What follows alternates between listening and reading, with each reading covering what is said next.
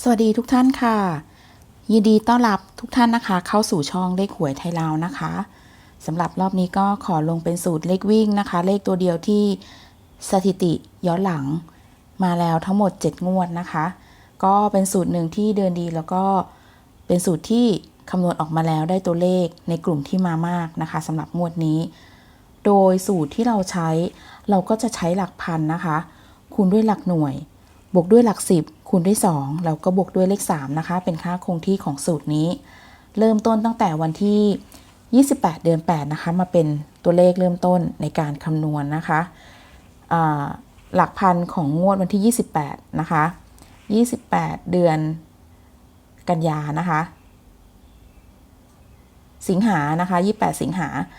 ก็จะคือเป็นเลข1นะคะแล้วก็คูณด้วยหลักหน่วย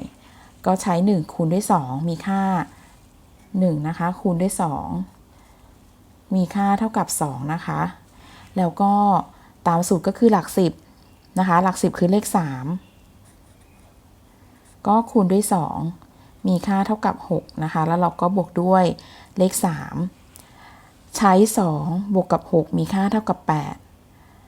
บวกกับ3มีค่าเท่ากับ11นะคะมันก็จะเป็นเลข11แบบนี้เราก็ใช้เฉพาะเลข1นะคะที่เป็นหลักหน่วยผลรางวัลของงวดวันที่4นะคะ4กันยา3 1 1 3 1ก็จะเข้าไปที่หลักร้อยกับหลัก10นะคะงวดวันที่4กันยานะคะหลักพันก็คือเลข3คูณด้วยหลักหน่วยนะคะหลักหน่วยคือเลข3คูณกันแล้วได้3คูณ3มีค่าเท่ากับ9หลัก10นะคะตามสูตรก็คือเลข1คูณด้วย2 1คูณ2มีค่าเท่ากับ2แล้วเราก็บวกด้วยเลข3คงที่ใช้9บวก2มีค่าเท่ากับ11บวก3มีค่าเท่ากับ14นะคะได้14ใช้ตัวหลังก็คือเลข4ผลรางวัลที่ได้วันที่11นะคะ11กันยา4501 4ตัวนี้ก็จะเข้าไปที่หลักพันนะคะงวดนี้หลักพันของเราคือเลข4คูณด้วยหลักหน่วยคือเลข1 4คูณ1มีค่าเท่ากับ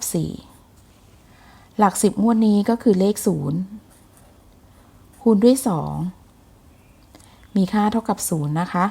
แล้วก็บวกด้วยเลข3เป็นค่าคงที่ประจำหลักนี้ใช้4บวก0มีค่าเท่ากับ4บวก3มีค่าเท่ากับ7ใช้เลข7นะคะผลที่ได้งวดวันที่18นะคะกันยาก็คือ1 7 2 0นะคะ7ก็จะเข้าไปที่หลักร้อยงวดที่18หลักพันของเราคือเลข1คูณด้วยหลักหน่วยคือเลข0คูณกันแล้วก็มีค่าได้เท่ากับ0นะคะหลัก10ก็คือเลข2คูณด้วย2ตาม0นะคะ2คูณ2มีค่าเท่ากับ4บวกด้วยเลข3เราก็จะใช้0บวก4มีค่าเท่ากับ4บวก3มีค่าเท่ากับ7ได้เลข7นะคะสูตรนี้ผลที่ได้มาดูกันผลที่ได้นะคะ25เดือน9ออกเป็น9 8 7 5 7นะคะก็จะเข้าไปที่หลัก10ต่อมาเลยวันที่25เดือน9นะคะหลักพันของเราคือ9หลักหน่วยคือ5 9คูณ5ได้45ใช้เลขหลังนะคะแล้วก็หลัก10คือ7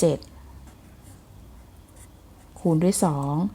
มีค่าเท่ากับ14ใช้เลข4นะคะแล้วเราก็บวกด้วยเลข3ใช้5บวก4มีค่าเท่ากับ9 9บวก3มีค่าเท่ากับ12เลขท้ายนะคะคือเลข2เราก็มาดูผลกันว่าวันที่2เดือนตุลาออกเป็น7 4 8 2นะคะ2ก็จะเข้าไปที่หลักหน่วยงวดนี้หลักพันคือเลข7หลักหน่วยคือเลข2นะคะ 7 คูณ 2 เท่ากับ 14 ใช้เลขหลังนะคะคือเลข 4 หลัก 10 คือเลข 8 คูณด้วย 2 เท่ากับ 16 เลขหลังคือเลข 6 นะคะเราก็บวกด้วยเลข 3 ได้ 4 บวก 6 มีค่าเท่ากับ 10 บวก 3 มีค่าเท่ากับ 13 นะคะสูตรนี้ตัวท้ายคือเลข 3 ผลทวันที่ได้นะคะก็เป็น 3 2 2 3 3 ก็จะเข้าไปที่หลักพันกับหลักหน่วยนะคะเพราะรอบนี้ออกเป็นเลขหามเลขเบิ้ลนะคะต่อไปวันที่ 9 เดือนตุลานะคะหลักพันคือเลข 3 หลักหน่วยคือเลข 3 นะคะได้ 3 คูณ 3 มีค่าเท่ากับ 9 หลัก 10 ของเราคือ 2 คูณด้วย 2 มีค่าเท่ากับ 4 ก็บวกด้วยเลข 3 นะคะตามสูตรก็จะได้ 9 บวกกับ 4 มีค่าเท่ากับ 13 13 บวก 3 มีค่าเท่ากับ 16 นะคะเลขหลังคือเลข 6 ผลรางวัลของงวดวันที่ 16 ตุลานะคะ3 2 6 2 6 ก็เข้าไปที่หลัก 10 นะคะมาดูของงวด 23 ตุลานะคะ หลักพันคือเลข 3 หลักหน่วยคือเลข 2 ได้ 3 คูณ 2 มีค่าเท่ากับ 6 หลัก 10 คือ 6 คูณด้วย